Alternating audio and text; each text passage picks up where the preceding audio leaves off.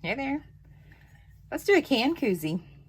This is a 12-ounce slim from Hog Outfitters, aka Stainless Steel Depot. So what I did is put some electrical tape here and then around the rim here so that we could have a nice protected thread right there.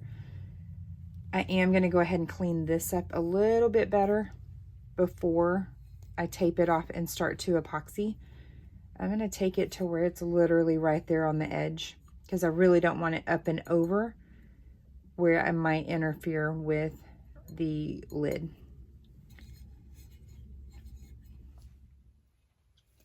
I've got the rim cleaned up now.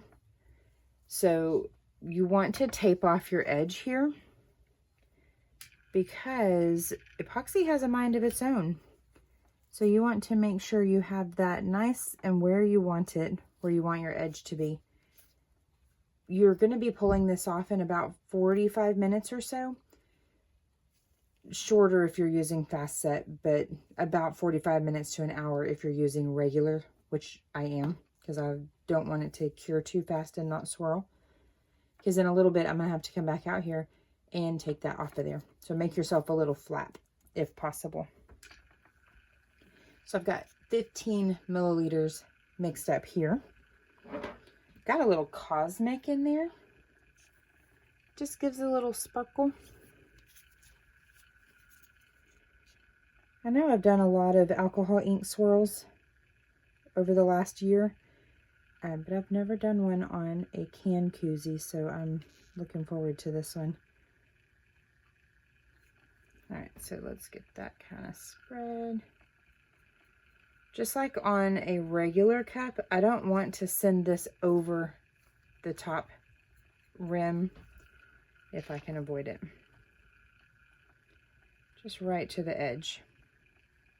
I'll probably have some cleanup to do after the ink swirl because, again, it has a mind of its own. And then once we start lifting it and moving it and letting gravity do some things, we're probably going to have to razor blade it.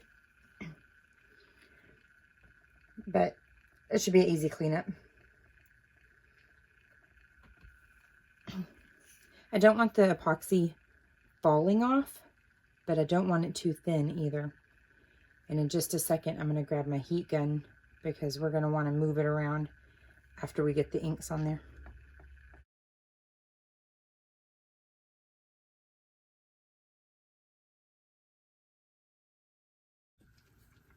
This is the mask I'm about to put on. I recently invested in one that covered my eyes too because I felt like I was having a reaction every once in a while. And then this is my heat gun. You can see where I've melted a few things with it. It's got adjustable heat and adjustable levels here. I like it. I'll try and link both of these Amazon purchases in the description every once in a while. It's no longer an active listing, so I'll attempt to at least to put it on there and hopefully the links still work. Let's go. The epoxy's on here decently thick, not dripping off, but not super duper thin either. I actually went ahead and poured a little bit more off to the side. I had just mixed up 80 milliliters because I'm doing two things right now. And that came in handy for sure. I think that's going to drive me crazy. So what I'm going to do is warm up this epoxy just so it moves a little bit, but not a lot because I just want my inks to drop nicely on there. And I'm going to have this on reserve just in case I end up with any dry spots or spots that just aren't moving like I need them to. And I'm not stressed if something drips over because I'll razor blade it off later.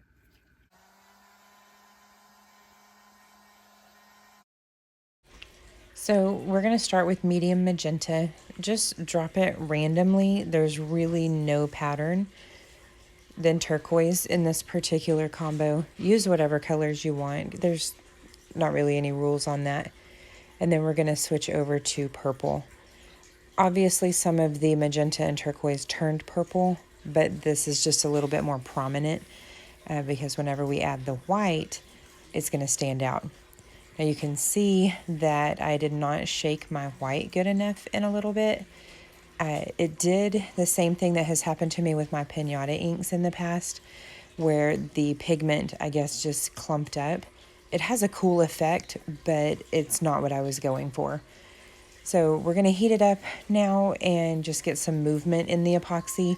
You want to go up, down, swirl it around, but make sure that you're not holding it in one place too long, because the inks will pool to that area because gravity. I like to try and manipulate it to not have any bald spots. They're going to be there. It's almost inevitable for them to be every once in a while. But the more you move it, the more swirls you're going to get. If it's just left on the turner and heated, you're going to get almost only horizontal stripes. But doing this is just going to give you a lot more of the actual swirling effect. And since I'm recording this in my house, you can hear the fish tank and a little cameo with hubby's whistling in the background there. So sorry about that. I hope nobody thinks their water is running. But back to the cup here.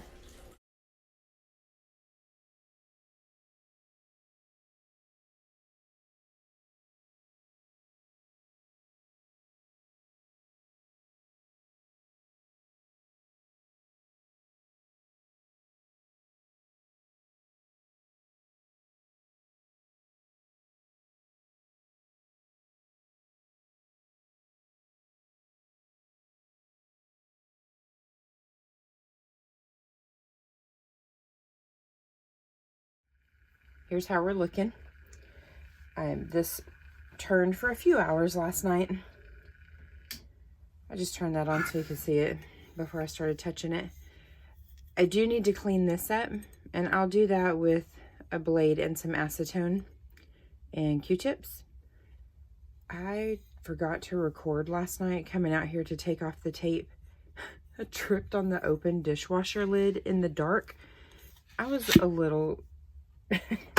I was in no condition to be trying to record anything last night. I was banged up and my pride was hurt.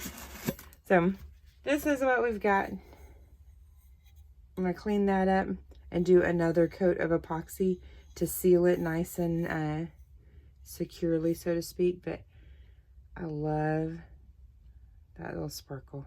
Let's see if I can show the sparkle a little bit better. Yeah, that's a little bit better. I love these colors. Apparently my white did something. It's done this to me before. It leaves a cool effect, but that's not good if that's not what you want. But that's okay. I think she'll like it anyways. I'll send her a video of it, see if she likes it, see if we want to throw some vinyl on there, and it'll be done. Just one more coat of epoxy. Unless you're doing your decal, then you may want to do epoxy, decal, epoxy again. Some people do it straight onto the ink base. I'm a little paranoid because I feel like that's going to leach through, because if I was to take an alcohol pad right now and wipe that, it would come off. So I'm paranoid about that. But overall, it's really pretty. I like it. If you have any questions, please leave it in the comments. I'll do my best to answer. And I will link everything used in the description. It's a little easier for me to do that now.